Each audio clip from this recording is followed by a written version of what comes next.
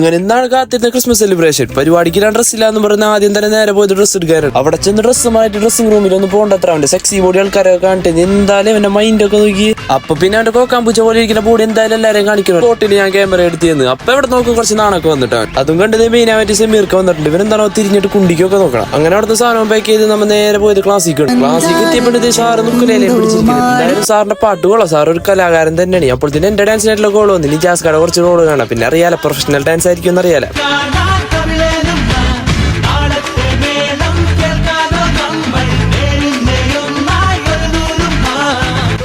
പനിയല്ലേ പടച്ചോനെ അറിയാൻ പോക്കായിട്ട് വരുന്നത്. എന്തായാലും കാലത്തിന്റെ ഒരപ്പോ പിന്നാലി വരുന്നത് പടച്ചോനെ സാറല്ലേ. ക്ലാസ്സിലെ സിഗ്മണിക്കൽ സാറിന്റെ ഉള്ളിൽ ഒരു ഫാഷൻ പോകുന്നുണ്ട്. സാറ് സീൻ തന്നെ. അങ്ങനെ ആ പരിപാടിയും കഴിഞ്ഞിട്ട് ഇനി തുള്ളലിന്റെ ടൈമാണ്. നമുക്ക് തുള്ളാനല്ലേ അറിയുള്ളൂ.